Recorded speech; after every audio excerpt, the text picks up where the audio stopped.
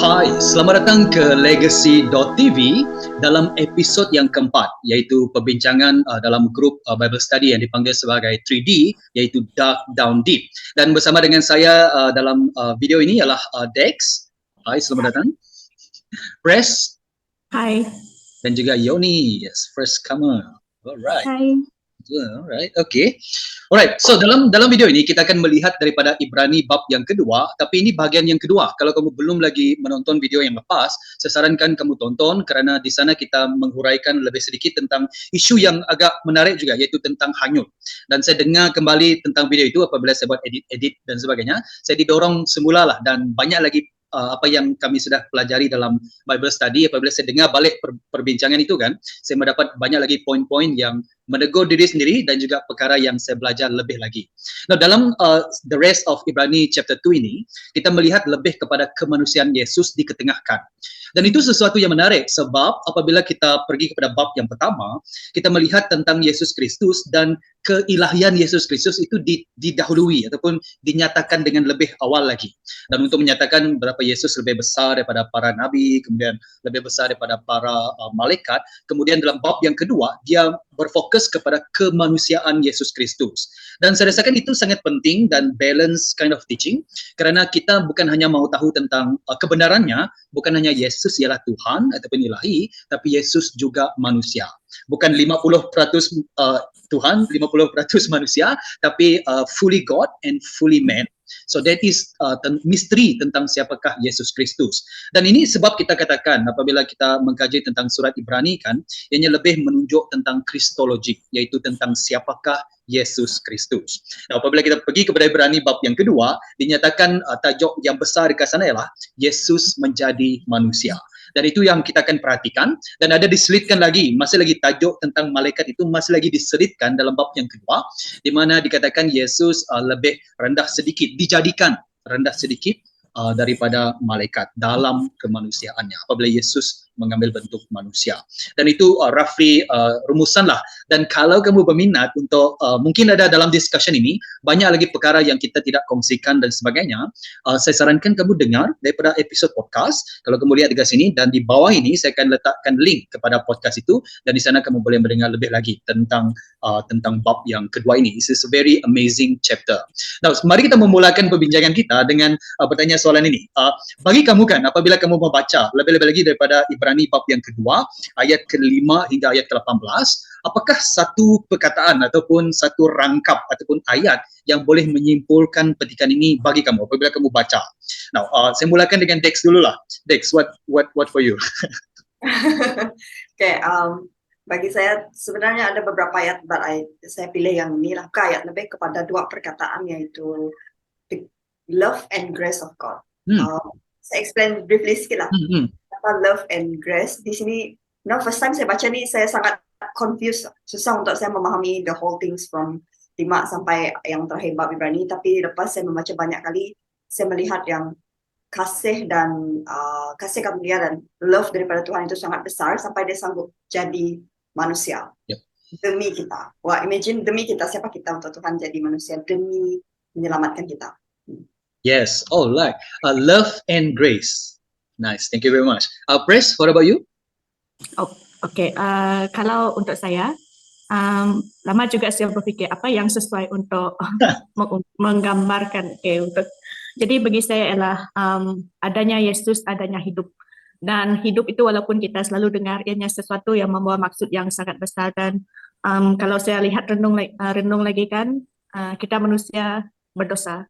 Dan kalau ikut peraturan dunia, siapa yang buat salah dia sendiri yang kena tanggung. So sama juga, siapa yang sepatutnya mati sebenarnya kita yang mati kerana dosa kita sendiri. Tetapi oleh kerana Yesus kita ada kehidupan yang kekal. Jadi itu yang dapat saya simpulkan untuk ayat-ayat inilah. So ada Yesus, ada hidup. Yep. Alright, thank you very much. Yoni, what about you? Okay, kalau bagi saya pula, apa yang saya boleh simpulkan daripada petikan ini ialah Yesus membawa umatnya kepada kemuliaan.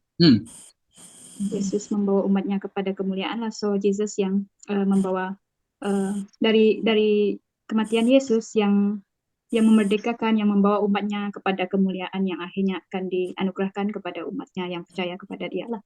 So itu yang saya paham daripada petikan Ibrani 2 ni lah. Ya, ya. Thank you very much.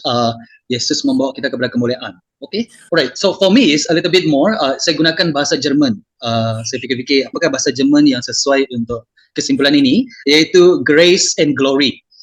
Saya melihat betapa besarnya Yesus Kristus sehingga dia sanggup turun dan datang untuk menjadi manusia, untuk hidup di kalangan manusia.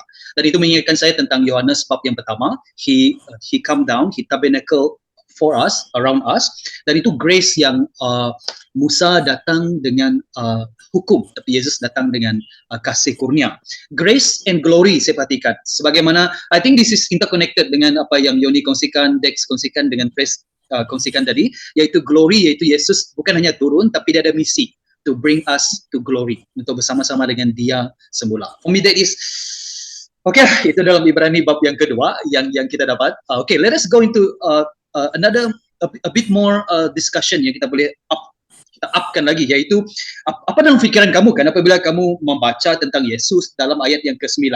Mungkin saya bacakan dahulu so that people can have this context. Dikatakan, tetapi kita melihat Yesus yang dijadikan rendah sedikit daripada malaikat, dimahkotakan dengan kemuliaan dan kehormatan kerana telah menderita kematian, supaya dia dengan kasih kurnia Allah mengalami kematian untuk setiap manusia.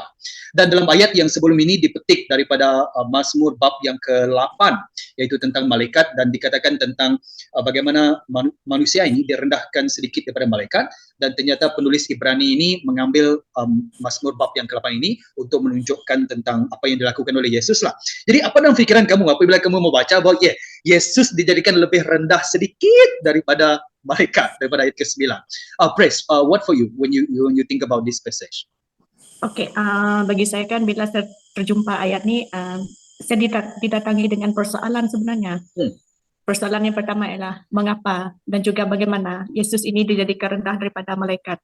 Dan semakin kita belajar ayat ini kan semakin kita mengerti bahawa apabila Yesus itu dijadikan rendah sedikit daripada malaikat, dan itu merupakan satu proses yang Yesus alami, yang Yesus lalui, kerana kita tahu Yesus itu dia sepenuhnya Tuhan dan juga dia sepenuhnya manusia.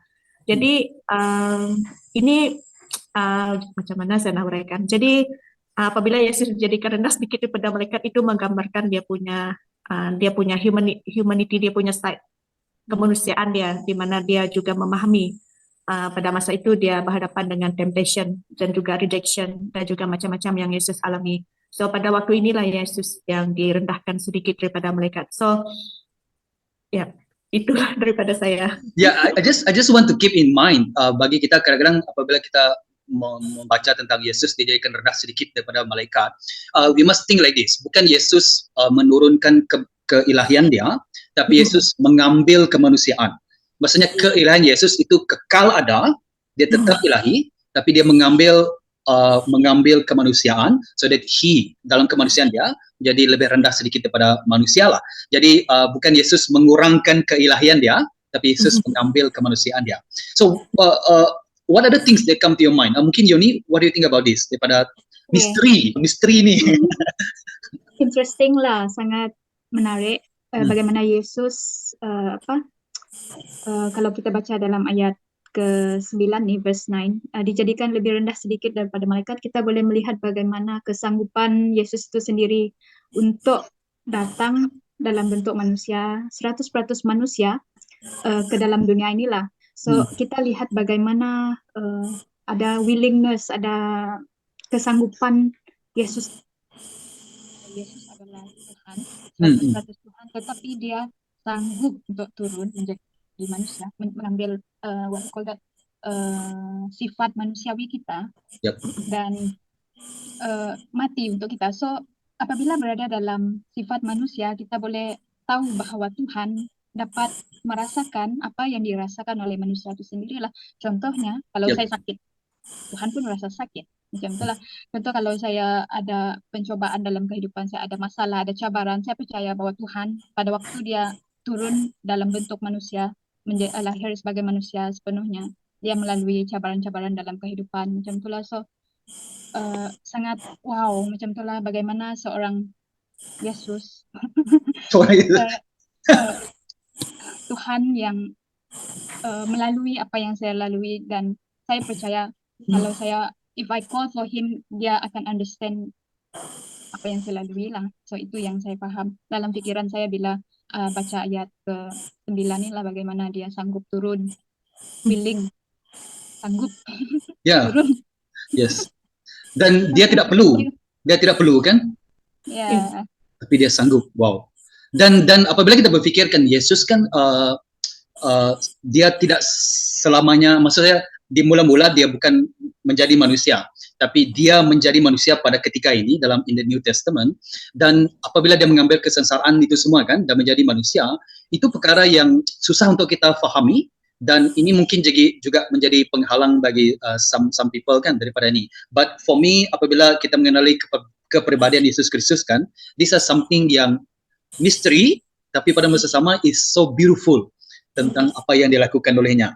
Dan saya melihat kerendahan hati Yesus itu is, I mean, macam mana how to say this, is Tuhan merendahkan diri dia di dalam gambaran Yesus apabila Yesus datang menjadi manusia. Is something yang saya rasakan tidak ada, bukan untuk apa mau cakap apa, tapi dalam any knowledge about religion dan sebagainya, this is so, bagi orang ini memalukan, tapi bagi kita yang mengenali Yesus Kristus, this is something yang merendahkan diri, yang worthy of praise, yang buat kita wow sentiasa. Yeah, so that's for me one thing about kerendahan hati Yesus saya perhatikan di sini. Dex, how about you, Dex, about this? Okay, banyak yang sudah dikatakan oleh Chris, Yoni dan juga Bro Richard. Jadi tadi saya bilang saya membaca ini kan, mula-mula dia saya question, kenapa kan kita sudah belajar daripada bab pertama kepada bab kedua bagaimana Tuhan Yesus itu sangat besar, bagaimana lebih besar daripada malaikat. Tiba-tiba dekat sini keluar satu perkataan ataupun ayat yang mengatakan Tuhan Yesus dijadikan lebih rendah sedikit daripada malaikat. Dan kemudian kenapa boleh jadi macam ini? Kenapa? Jadi pas kita punya pengajian dan juga mendengar kembali podcast Brother Richard, begitu juga mencoba untuk membaca terjemahan lain, apa yang saya paham ialah macam Yoni cakap dan juga macam Chris cakap, Tuhan Yesus itu dikatakan lebih rendah sedikit untuk jangka waktu yang singkat, bukan selama-lamanya dia sedikit, karena human form dia. So di sini kita tidak boleh deny yang Tuhan Yesus itu ialah Tuhan saja, dan Tuhan Yesus, ataupun kalau ada orang cakap Tuhan Yesus itu ialah in human form saja, it is two. Sebab di Ibrani yang pertama telah menjelaskan keilahian Tuhan Yesus, dan di Ibrani yang kita belajar sekarang dia menjelaskan tentang kemanusiaan Tuhan Yesus. Jadi this is the proof that Yesus is truly man and truly God. Itu yang saya dapat. Dan juga jangan dicakapkan bagaimana kesanggupan Tuhan itu lepas daripada 9, 10, 11 disebabkan dia jadi manusia, kita diselamatkan daripada rasa takut untuk akan maut itu. Semalam saya mendengar podcast Brothers malam kan, saya rasa saya tertidur di bab itu sampai saya termimpi-mimpi. Saya mendengar pagi tadi saya bangun, sepatutnya saya termimpi saya membaca buku Ibrani tau. Disebabkan benda tu. Jadi bangun saya pagi tadi terus come out to my mind yang kita jadi rasa tidak takut akan, bukan kita tidak membayangkan proses-proses kematian itu, tapi kita tahu bila kita mati, saya mati bersama Tuhan Yesus. Itu yang saya dapat daripada dia menjadi rendah seketika daripada malaikat. Yes, mengingatkan saya tentang apa Paulus katakan, to live is Christ, to die is gain. So either we live or we die, there is assurance yang bersama dengan Yesus Kristus. Not that we're not afraid to die, tapi after we die we know what is happening after this. No, ini ada penambahan daripada kamu orang lagi tentang after you listen to all this discussion tentang wow, Yesus dijadikan lebih rendah sedikit daripada malaikat. Ya, kalau kita bercakap tentang kerendahan hati Yesus kan, dia Tuhan dan dia yang menawarkan diri dia untuk kita. Dan bagi saya kan, saya tidak dapat cari kata-kata yang sesuai untuk menggambarkan betapa besarnya hati Tuhan untuk kita semua kan. Dan dia yang sendiri yang reach out, maksudnya dia yang mengulurkan tangan kepada kita. Karena satu bagi saya adalah karena kepribadian Yesus, Tuhan itu sendiri yang sangat mengasihi kita. Walaupun kita tahu yang bahwa Tuhan itu kudus dan dia tidak boleh bergabung, tidak boleh dicemari dengan dosa-dosa kita, tetapi dia ingin juga kita untuk datang kepada dia. Dan Yesus juga karena Yesus dia sebenarnya ingin kita untuk datang untuk diselamatkan. Sebab itulah dia datang. Dan saya sangat berharap yang semua kita memang holding on to this message supaya kita tahu bahwa Tuhan yang reach out kepada kita terlebih dahulu. Yep. Wow. Roma ya, biasalah kalau kamu baca kitab Roma come to mind, sementara kita masih lagi berdosa, Tuhan datang mati bagi kita. Wow. Yoni, I think you want to say something just now? Saya rasa poin saya dengan si Pris tadi ada lebih kurang lah. So Kena curi lah. Kena curi ya. But apa yang saya lihat juga adalah, saya rasa dia cara penjelasannya sajalah yang berbeza, tetapi poin dia lebih kurang dengan apa yang Pris katakan tadilah, di mana Yesus turun sendiri kepada umat manusia untuk reach out kan, so dia maukan ada close association.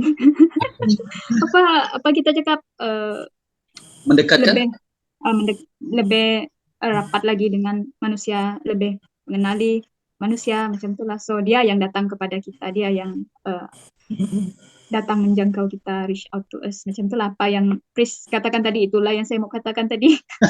Tapi ya sangat wow, saya rasa sebab itu main point dalam petikan inilah yang Tuhan mau sampaikan secara tersurat kepada kita. Kalau kita baca, kita terus dapat, oh Tuhan datang sebab dia mau reach out kepada saya macam itulah. So saya rasa sebab dia sangat nampak, kalau kita baca sendiri dalam dalam bab kedua nih, kita boleh nampak terus hati Tuhan itu untuk manusia macam mana, macam itulah. So bacalah Ibrani 2. You see, dalam saya teringat dalam perbualan pasal Yesus datang untuk menjadi manusia.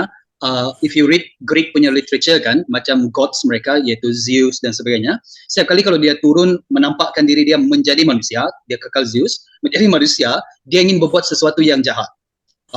Either dia mau temptation, iaitu cuba menggoda wanita-wanita, itu Zeus selalu lakukan kan, dan dia melakukan sesuatu yang jahat, ataupun sesuatu yang tidak disukai lah, something dosa. Tapi apabila Yesus datang, he come with a pure heart. Bukan kita untuk menyamakan Zeus dengan Yesus, tapi this a myth, but every time myth itu turun menjadi manusia, it always something yang negatif yang akan terjadi. But when Jesus come, a real God, real man, menjadi manusia, dan he want to redeem us, dia ingin menebus kita. Itu yang dinyatakan dalam Ibrani bab yang kedua. Maybe one more thing for me ialah when apabila kita discuss kan, the word faith, iman yang come to my mind. Iman bermaksud kita mengimani, percaya kepada Tuhan. Dan kamu bayangkanlah kalau Yesus datang sebagai malaikat. Dan kalau Yesus datang sebagai malaikat dan dia katakan, aku ialah jalan kebenaran, saya rasakan kita tidak ada choice lagi. Maksudnya, susah untuk mengatakan tidak kepada malaikat kan, sebab malaikat is beautiful dan sebagainya. Kamu akan cakap ya, either you want it or you don't want it, secara paksa dan tidak paksa. Sebab if this malaikat berkata begini, of course saya akan percayalah, sebab this is beautiful malaikat kan. Kalau kamu lihat encounter dalam perjanjian lama dan sebagainya, people tend to worship malaikat. Dan kalau Yesus datang sebagai malaikat dan dengan penuh kemuliaan dia kata percayalah kepada saya, of course kita akan percaya kan. Tapi iman itu tidak akan timbul, sebab iman harus timbul berdasarkan you volunteer untuk percaya kepada siapakah Tuhan ini. Dan Yesus datang sebagai manusia, mati di kayu salib. Ini kamu mengimani dia ataupun tidak. For me that is make quality iman tu lebih powerful lagi. Kalau Yesus datang menjadi manusia, berbeza kalau dia datang sebagai malaikat. Dex, ini penambahan daripada kamu before we go to this, ini anything?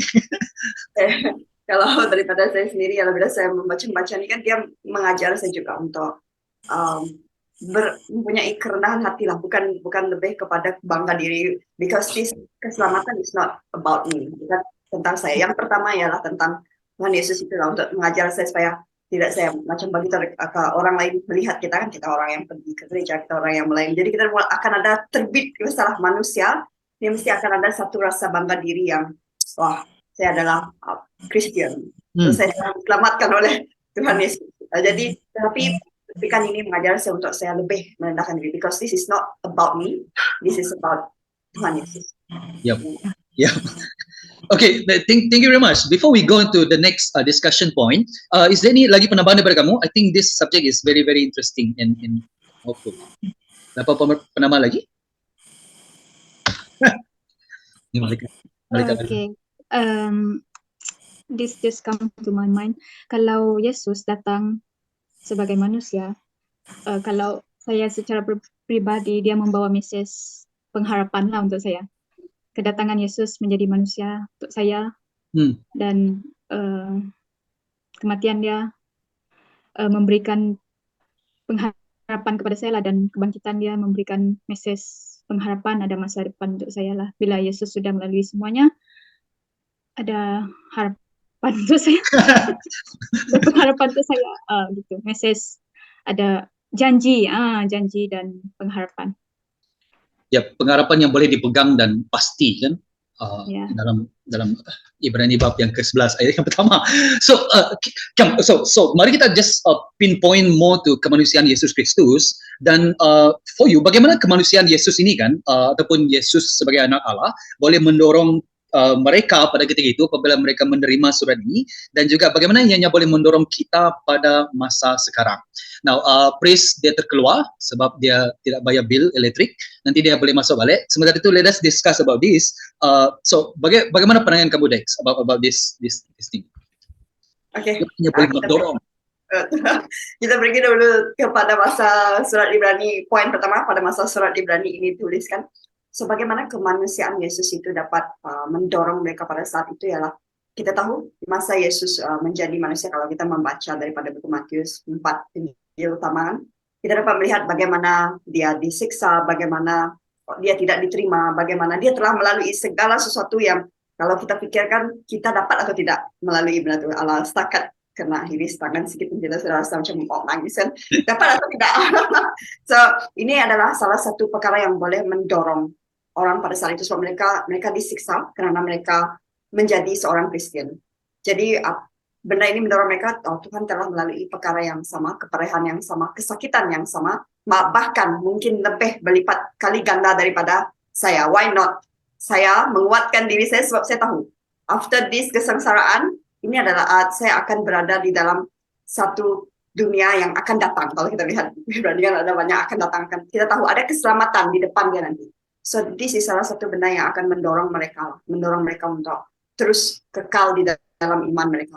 Dan juga kalau dilihat kepada keadaan kita pada masa sekarang, ya macam saya cakap tadi lah, kalau pada masa itu mereka dianiaya karena mereka bergelar sebagai seorang Kristen. Kalau pada saat ini bila masa kita rasa kita bermasalahan, saya rasa macam, saya secara pribadi lah tidak mau pinpoint orang lain, saya rasa macam dunia itu sudah berada di macam tak ada jalan penyelesaian, sudah macam saya seorang saja yang bermasalah di dunia, macam saya seorang saja yang tapi melihat kepada bagaimana Tuhan itu menjadi manusia dan melalui perkara-perkara yang lebih susah lagi daripada yang saya lalui demi bukan kerana dia sendiri.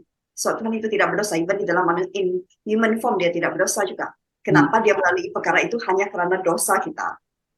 So that perkara yang menguatkan dan mendorong saya kembali untuk saya stand firm di dalam iman saya, sebab Tuhan tersiksa bukan kerana dia berdosa, tetapi kerana dosa yang ada pada saya, dia disiksa.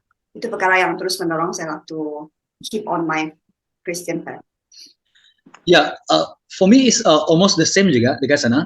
Sebab kita tahu yang dalam surat Ibrani mereka mengalami penderitaan dan juga penganiayaan. Now, apabila kita mengalami penderitaan dan penganiayaan, kita always think about saya punya penderitaan lebih besar lagi daripada orang sebelah saya lah. Orang sebelah sini, sebelah sana, saya punya lebih besar lagi. Then we try to think, this is human nature, we try to think that our suffering is much more. Perkara yang terjadi dalam kehidupan kita, tak ada orang tahu, hanya kita saja yang tahu, dan kita bandingkan, kalau kamu tahu kan, dulu saya lebih sengsara daripada kamu. Biasalah, kita selalu cakap macam tu kan. Tetapi, that make us become self-centered. But apabila kita melihat contoh yang diberikan oleh Yesus Kristus, ianya mengingatkan kita pula bahawa, no, there is someone who suffer greater than us. There is someone yang mengalami apa yang kita alami, malah lebih besar lagi. Dan sesuatu yang menarik juga tentang itu adalah, you see, kalau kita kena temptation, kalau kita kena ujian dan sebagainya, kalau kita kena temptation, kita senang jatuh sebab kita memang tendency to fall. Tapi Yesus, disebabkan dia tidak pernah berdosa, tidak pernah mengalami dosa, jadi apabila dia mengalami temptation itu, dia punya temptation is greater disebabkan dia pure, dia suci. Dan oleh itu kita melihat bahwa kesengsaraan yang dialami oleh Yesus, penderitaan yang dialami Yesus itu lebih besar lagi. Dan apabila kita melihat diri kita sendiri, we are more self-centered. Tapi kalau kita melihat Yesus Kristus, kita menjadi become Jesus-centered. Kita melihat bahwa, hey, there's someone who suffer more than us. Dan ini memberi semangatlah kepada kita yang, I don't have to walk alone. Macam Liverpool kan, you don't have to walk alone. Jesus is with you. Dan dikatakan di sini ayat yang ke-9, Yesus sendiri mengalami menderita kematian. Yesus sendiri mengalami kematian. And all of that menjadikan mereka pada ketika itu akan diingatkan semula lah bahwa Yesus mengalami derita ini juga. You are not alone. He is with you. Even dalam penderitaan. Kalau dalam sukses, of course kita sukalah. Tapi even dalam penderitaan, Yesus menyertai kamu pada ketika itu. Dan apabila saya kembali pada kita pada masa sekarang, lebih kurang sama juga lah. Kita melihat apa yang Yesus lakukan dan apa yang kita perhatikan tentang Yesus Kristus, ianya mengingatkan kita. Mungkin kita tak pernah mengalami pengenaan, dibakar, dipotong tangan dan sebagainya. Belum lagi lah. Tapi boleh rasakan that suffering will come in. Tapi kita boleh fikir yang penderitaan, even temptation sedikit demi sedikit itu pun kita alami. Tapi dikatakan dalam ayat yang Ibrani bab kedua ayat ke-18, oleh sebab dia sendiri telah menderita, menghadapi godaan, maka dia dapat menolong orang yang menghadapi godaan. He can, he will, he want to. And that is our God. Kembali balik, welcome Chris. Mungkin kita pergi pada Yoni dahulu untuk menjawab persoalan kita yang ketiga ini. Wow, ya. Seperti apa yang Richard dan Dex terangkan, uraikan, bincangkan berkenaan dengan bagaimana kemanusiaan Yesus itu boleh mendorong mereka pada masa ketika itu dan juga yang pada waktu sekarang. Saya rasa lebih kurang sajalah apa yang kita pikirkan sebab apa yang ditulis ini cukup jelas. Dan saya sangat suka dengan verse 18 tuh yang 18, oleh sebab dia sendiri telah menderita menghadapi godaan, maka dia dapat menolong orang yang menghadapi godaan. Sama seperti apa yang si Richard terangkan tadi juga lah, dia sudah melalui penderitaan, penganiayaan, dan dia tahu how to solve this problem, and he will help you. Kalau if we seek for pertolongan daripada Tuhan, dia akan tolong kita. So sangat jelas sebab ayat 18 ini sudah cukup jelas memberitahu bagaimana dia sendiri telah menderita dan dia tahu dia akan berjalan bersama kita, membantu kita kalau kita we seek for help, macam kita bagi tahu saja apa yang masalah kita, macam tu dia akan tolong kita. So call for him lah. Kalau you ada problem, call for Jesus lah. Kenapa mau call apa? Itu ya saya pikirkan apa yang boleh mendorong saya pada waktu ini berkenaan dengan kemanusiaan Yesus inilah. And then satu hal lagi yang sangat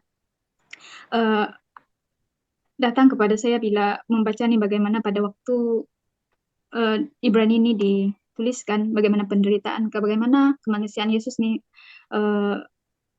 mendorong mereka adalah mereka menyaksikan sendiri kehidupan Yesus pada waktu itu, dan saya percaya bahwa kesaksian hidup Yesus yang dia jalani dan bagaimana dia sanggup menjadi mati untuk dosa-dosa manusia, dan kemenangan dia atas kayu salib itu sendiri menjadi satu dorongan untuk orang yang percaya kepada Yesus pada waktu itulah. Saya percaya bahwa apalagi kita yang mendengar, percaya sebab mendengar, apalagi mereka yang melihat sendiri bagaimana proses itu berlaku lah.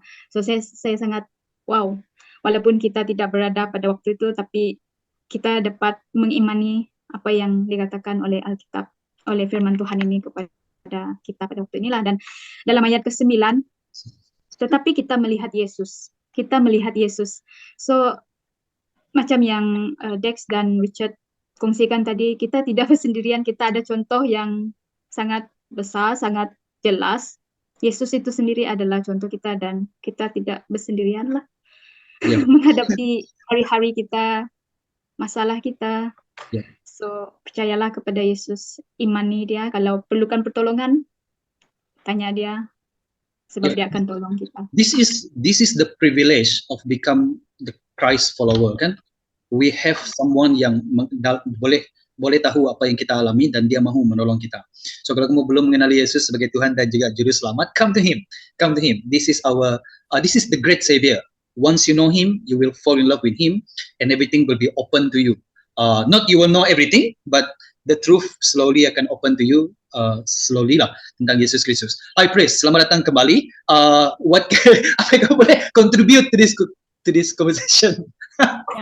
Oke, sekarang kita sudah pergi ke perbincangan yang ketiga kan? Yep. Ya, sorry, saya kembali sebab tadi line saya terputus. So, bagi saya untuk yang ketiga nih bagaimana kemanusiaan Yesus itu mendorong mereka pada waktu itu dan juga kita pada saat ini. Bagi saya secara pribadi, kita perlu berpegang teguh kepada iman yang kita sudah dapat. Karena itu adalah hidup kita. Dan saya awal tadi apabila Richard tanya apakah ayat yang boleh digunakan untuk mengungkapkan ayat ini adalah karena adanya Yesus, adanya hidup. Karena bagi saya hidup itu bukan hidup umur yang panjang di dunia, tetapi itu lebih daripada itu apa yang Yesus janjikan kepada kita. Kalau ada manusia yang tawarkan saya untuk hidup lama di dunia, mungkin saya akan tolak. Tetapi hidup yang Yesus janjikan ialah hidup yang kekal, di mana ianya sesuatu yang tidak sia-sia di hujung perjalanan iman kita sekiranya kita memang tetap setia. Dan itu mengingatkan saya ketika sakit kan, ketika sedang sakit, saya tidak takut mati, tetapi apa yang saya takuti adalah orang yang kita tinggalkan, bagaimana mereka menghadapi kematian itu. Tetapi bila kita renungkan lagi, masing-masing punya tanggung jawab sendiri. Dan saya tertarik apabila satu cerita saya tengok dia kata, it's the duty of the living to be strong, dan kita kena carry on kita punya duty dengan perjalanan iman kita sendiri. So persoalan yang saya selalu pegangkan supaya saya tidak mempersia-siakan apa yang Yesus sudah lakukan ialah saya tanya diri saya sendiri, lepas kita meninggalkan dunia ini, apa yang kita nak jadi kepada diri kita sendiri? Adakah kita nak mendapatkan janji itu ataupun kita mempersia-siakan apa yang kita sudah mulakan dari awalnya? That's mean apabila kita sudah memilih untuk mengikuti Yesus, kita perlu lakukan itu baik-baik. Dan itu saya sangat terdorong daripada ayat yang kita sudah baca ni, di mana jangan pergi separuh jalan saja. Jangan setengah jalan, lepas tu kita distracted dengan benda lain dan kita tinggalkan. So sangat sayang apa yang Yesus sudah lakukan sebab dia peduli kerana Yesus itu juga manusia dan dia peduli tentang about our human nature, kecenderungan kita untuk berdosa. Yesus tahu semua itu dan tidak ada sesuatu pun yang satu kejutan bagi Tuhan macam kenapa dia macam tu, tidak. Kerana Yesus itu dia sudah melihat, dia sudah ada the big picture tentang siapa diri kita dan dari situ dia memahami kita dan kerana itu dia datang kepada kita supaya kita dapat datang kepada dia. Wow, thank you very much. Thank you very much. Ada lagi penambahan daripada yang lain? Praise, Yon?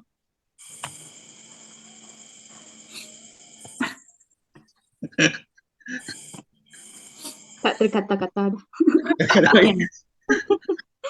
Ya, tapi kalau kita lihat juga tentang dorongan sebagai Yesus sebagai anak Allah menjadi manusia dan kadang-kadang terlepas juga kita apabila kita melihat bahwa sebab ini pertama kali ditulis kepada mereka yang menerima surat Ibrani dan apabila mereka terdorong oleh kemanusiaan Yesus Kristus, kita juga secara tidak langsung terdorong dengan bagaimana mereka didorong oleh kemanusiaan Yesus Kristus. Dan di sini kita melihat the progression of faith, progression of example yang kalau kita kembali balik pada penderitaan dan sebagainya, there are people who suffer for Christ. Kita gunakan apa yang mereka alami itu sebagai encouragement untuk kita jugalah. Dan lebih-lebih lagi apabila kita melihat penderitaan Yesus Kristus. Dan satu lagi yang saya come to my mind kan apabila saya melihat petikan ini sekali lagi mendapati bahawa Yesus kan sebelum ini dikatakan kalau message yang disampaikan oleh malaikat itu kalau kamu baca betul-betul dalam perjanjian lama, message yang diturunkan kepada Musa ialah melalui malaikat. Dan kalau itu pun mendapat hukuman yang besar, bagaimana pula dengan message yang disampaikan oleh Yesus Kristus sendiri? So maksudnya Yesus lebih besar daripada malaikat. Kalau message ini disampaikan kepada kita dan kita tidak mengimani message ini, maka dianya lebih besar lagi konsekuensinya. But walaupun bunyi dan macam menakut-nakutkan, but that is not the thing about menakut-nakutkan orang untuk datang beriman. It's like this. Kalau hukuman dia besar, datang melalui Yesus Kristus dan message itu disampaikan melalui Yesus Kristus dan bukan malaikat lagi, ini juga bermaksud message ini lebih besar lagi daripada message yang disampaikan melalui malaikat. So it is a privilege. Message yang kita dengar ini is message yang awesome, yang glorious, yang powerful, yang lebih mulia daripada apa yang disampaikan oleh para malaikat. Yeah, so that's another thing that come to my mind. Now, is there anything yang mungkin kita tidak dibincangkan dekat sini that you want to share about your finding apabila kita melihat dalam surat Ibrani as we come into closing in this discussion? Next, do you have anything? Hujan-hujan hari ini dia macam lembal-lembau sikit kan dalam keadaan kita macam hujan-hujan. Ya, dia jadi membuatkan kita rasa macam tapi tak apa, still fighting. Okay, kalau saya lepas saya membaca kembali, so kita dah dari Ibrani 1, Ibrani 2 kan, baca kembali, terus tu review kembali apa yang kita telah belajar dan tengok apa dia punya connection. Saya rasa saya ada perjumpaan juga dengan kawan-kawan yang lain kan, jadi saya beritahu dengan mereka lah. So interesting tak? Saya rasa saya macam kalau saya tak belajar buku Ibrani ini dia satu macam kerugian. Lepas mereka tanyalah kenapa. Dan saya cakap kan, pas saya belajar Ibrani ini, kalau saya pergi bab 2 ke bab 3 ke bab 4 ke still juga masih melekat dekat pikiran saya yang tentang Ibrani pertama itu bagaimana Tuhan. Jadi bila saya baca bab kedua, saya melihat juga tentang perspektif Tuhan Yesus kan. So saya katakan kawan saya, this is something very interesting bagaimana penulisan ini, cara dia menulis lah, cara penulisan ini ditulis. Bagaimana benda tu melekat di dalam pikiran kita. Lepas tu lama-lama saya fikirkan, sampai saya duduk sini tadi saya teringat yang Brother Richard cakap. Dia pernah kata penulis ini ialah Roh Kudus. Dia yakin penulis ini. So saya kata dalam sini tadi kan saya impossible untuk kekuatan seorang manusia menulis sesuatu yang even di dalam bab 2 ini bila kita melihat ayat ke-9 itu kita boleh salah fahamkan. Jadi dia pergi kepada 10, 11, 12, 13, 14 dia diterangkan dengan sangat detail dan the flow of the penulisan itu it is something yang impossible with human strength. Untuk kita tulis benda ini. So ayat ke-9 itu actually boleh buat orang salah faham sudah. Terus saya pergi pada ayat ke-10. Terus 11, 12, 13 dan ayat ke-18 itu memang sangat wow lah. Dia macam explain everything yang Tuhan itu mengalami menjadi manusia, dimahkotakan, mati kerana kita. Dan and one more thing yang itu dia menyebut saudara-saudaraku. Yes. Saya rasa benda tu sangat-sangat macam susah saya gambarkan dengan kata-kata bila Tuhan kata saudaraku. Itu benda yang saya dapat lah daripada pembacaan setakat inilah episod kita. Bagi yang telah menonton ini, saksikan lagi sangat interesting. Dan jangan lupa baca Ibrani pertama sampai. Yes. Correct. Directly just read buku Ibrani and minta Roh Kudus untuk menerangkan kepada kita. He is the real teacher for us. Alright, thank you very much Dex. Kamu menyentuh satu persoalan tentang poin yang sangat penting dari for me is dekat sana juga. Jadi saya kena kongsi dahulu lah, takut nanti kena curi kan. Biasa dia jadi macam tu. So for me, as we close dalam Ibrani bab yang kedua ini, 3 ayat yang really wow for me. Actually ada 3 perkara yang menarik apa yang Yesus lakukan. Iblis dimusnahkan ataupun iblis sudah dikalahkan, kematian juga sudah dikalahkan dan belenggu dosa juga sudah dipatahkan. And all this yang dilakukan oleh Yesus Kristus di kayu salib. I think it is too much untuk kita terangkan lagi, but it's so beautiful. Again, you need to study about this ataupun kamu dengar podcast where we want to emphasize more tentang salib Yesus Kristus. Tapi 3 perkara yang I want to highlight di sini as we come to closing ialah yang pertama dikatakan Yesus sebagai perintis penyelamatan kita. He is our pioneer penyelamatan kita. Dia yang memulakannya dan dia juga mengakhirkannya. Dia yang membuka pintu kepada keselamatan. Dia juga mengunci supaya kita kekal dalam keselamatan. And nombor 2 tentang Yesus Kristus ialah sebagaimana yang Des katakan tadi ialah dia menjadi manusia, hidup di kalangan kita bukan untuk menebus malaikat tapi menebus manusia, iaitu keturunan Abraham, iaitu manusia lah. Dan Yesus datang untuk menebus manusia dan dengan dia menjadi manusia kita dipanggil. Saya kena mengaku lah, ada kalanya saya malu untuk menyatakan diri saya sebagai seorang Kristian. Mungkin tidak melalui mulut, tapi mungkin secara perbuatan saya lah. Dulu saya malu untuk baca Bible di hadapan orang ramai. Takut orang fikir, ini alim sangat. Dan secara langsung apa saya lakukan saya macam malu untuk memanggil diri sebagai Kristian ataupun pengikut Yesus Kristus. Tapi di sini kita melihat, dikatakan dalam segala hal, dia, Yesus, harus disamakan dengan saudara-saudaranya. Lain cerita kita malu untuk mengaku Yesus sebagai Tuhan kita, tapi this is totally different. Yesus tidak malu untuk memanggil kita sebagai saudara-saudaranya, his brothers or his brethren. Tapi itu merangkumi brothers and sisters lah kalau kamu lihat dalam New Living Translation. It's actually merujuk kepada the whole. Brothers itu merujuk kepada kemanusiaan. So yang kedua ialah Yesus tidak malu mengaku diri dia sebagai saudara kita. Dan ketiga, yaitu topik yang sangat besar yang kita akan study lagi, yaitu Yesus sebagai imam besar kita. That bunyi dia nampak macam sangat luar daripada our experience, tapi kalau kita study betul-betul Yesus sebagai imam besar kita is something yang so big lah. So 3 perkara, perintis penyelamat kita, Yesus saudara kita, dan Yesus imam besar kita. Praise, how about you? Okay. Okay. Untuk ini dalam Ibrani kan kita tahu yang penulis ini yang pastinya Roh Kudus lah yang menulis ini. Okay. Yang dia mendatangkan teguran, dalam dia mendatangkan teguran, mendatangkan peringatan dan juga dorongan untuk umat Tuhan pada waktu itu dan juga pada masa sekarang. Satu hal yang pastilah kenapa dia tulis semua ini, kerana dia ingin pembaca-pembaca untuk terus berfokus kepada Yesus dan jangan sesekali memandang ringan tentang apa yang Yesus sudah buat. Okay, dia telah pergi ke jurang maut sekalipun untuk menyelamatkan kita semua, kan?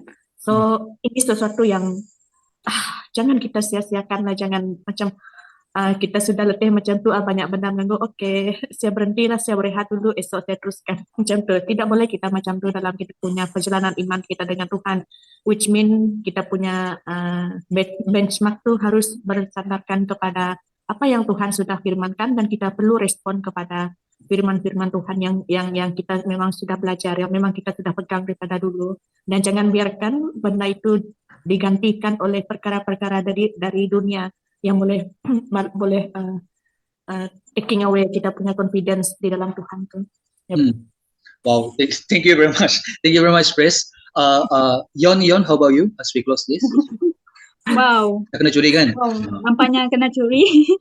But as saya membaca Ibrani 2 ni, kalau kita lihat dari ayat 5, 6, 7, 8, ada ayat dalam ayat ke-8 di mana ada satu bagaimana kita melihat synchronize dari apakah manusia engkau maka engkau memberinya perhatian, apakah anak manusia maka engkau memeliharanya. Ayat ke-7, engkau telah menjadikannya rendah sedikit daripada malaikat, engkau memahkotakannya dengan kemuliaan dan kehormatan. Ayat ke-8, dan engkau meletakkan segala-galanya tertakluk di bawah kakinya. Dengan meletakkan segalanya tertakluk di bawahnya, Allah tidak meninggalkan suatu apapun di luar kekuasaannya. Tetapi sekarang, ayat ini yang saya pikirkan ketika membaca petikan ni lah. Tetapi sekarang kita masih belum melihat segala-galanya diletakkan di bawahnya. So, macam mana? Apa yang membuat saya faham petikan ini adalah apabila saya lapar dan saya order makanan menggunakan GrabFood dan ada duit lah dalam GrabFood, dalam saya punya Grab apps tu ada duit dan saya bayar. Saya pilih makanan saya lapar, saya pilih makanan saya dan saya bayar makanan saya. So maksudnya saya pasti akan dapat makanan saya, tetapi saya perlu tunggu makanan saya dulu.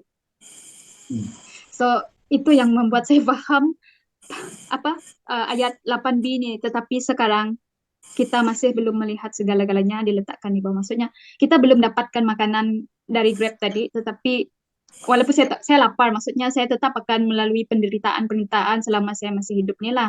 Tetapi saya percaya makanan saya akan sampai dan saya akan makan. Maksudnya Tuhan, mahkota yang dijanjikan Tuhan itu tetap akan ada dan kita pasti akan mendapatkannya. Yang penting kita percaya dan kita menerima Yesus sebagai Tuhan dan Juru Selamat kita. Sebab itu ayat itu disambungkan kepada verse 9. Tetapi kita melihat Yesus. So siapa role kita? Kita melihat kepada Yesus itulah. So fokus kita kepada siapa dan siapa yang kita percaya, siapa yang kita imani. So itu yang membuat saya wow. Tak sangka saya punya GrabFood tu boleh membuat saya faham ayat. Kalau itu petikan, kalau saya faham benda tu betul lah. Yep. Tapi itu yang membantu saya untuk memahami selama kita manusia, kita tetap akan menanggung banyak cabaran sebagai manusia lah sebelum kita kembali ke rumah Bapa. Yeah, thank you. Yeah, alright. Thank you everyone for all you guys punya feedback dan sebagainya. I think it's no better way for us to ending this video dengan menyatakan sebagaimana yang Yoni highlight dengan kita ayat ke-9, tetapi kita melihat Yesus. It might not have come yet. Apa yang dipromiskan mungkin kita sangkakan belum datang lagi dan sebagainya, tapi kita ada assurance, kita melihat Yesus Kristus. Nah, to end this video ialah it is really important Yesus menjadi manusia. Kerana dalam kemanusiaan Yesus boleh membawa manusia kepada Tuhan. Dan Yesus juga harus menjadi ilahi, yaitu dia ialah Tuhan. Hanya Tuhan saja yang boleh bawa manusia pergi kepada Tuhan. Dan kerana dia saja yang tahu bagaimana kita boleh datang kepada Bapa. Dan Yesus katakan, I'm the way, the truth, and the life. The only perantaraan yang kita sangat perlukan ialah perantaraan yang dia ilahi, dia tahu apa yang mana dia mau tunjuk kepada kita, dan dia manusia supaya dia boleh membawa kita untuk datang kepada Bapa. So this is a very, very wonderful things. Tapi kita juga melihat yaitu kita ada firman Tuhan. Dan firman Tuhan yaitu juga membawa kita untuk dekat mengenali Tuhan. Firman Tuhan is so alive dan firman Tuhan is so access untuk kita perhatikan dan kita study. Tetapi firman yang kita ada is more than just words or more than just buku. Sebab buku ini ialah firman yang hidup membawa kita kepada Tuhan yang benar. Dan oleh itu juga, that's why I like to close this dengan, if you like to join us in Bible study, di mana kita memperhatikan firman Tuhan, firman yang tertulis membawa kita kepada firman yang hidup, itu one way is that for us to study the Bible, study scripture. So if you want to join us, kamu boleh lihat dekat link dekat sini, there is a number yang kamu boleh contact, dan kamu juga boleh pergi kepada komen di bawah, ask us, then we can give you more detail. Dan kita selalu bertemu setiap hari Rabu pukul 7.30 dan kita menggunakan Zoom. Dan oleh itu saya ingin mengucapkan ribuan terima kasih kepada our guest, Dex, Yon dan juga Pris. Kita berjumpa lagi dalam Ibrani bab yang ketiga. It's much wonderful. Jumpa lagi. Bye-bye everyone.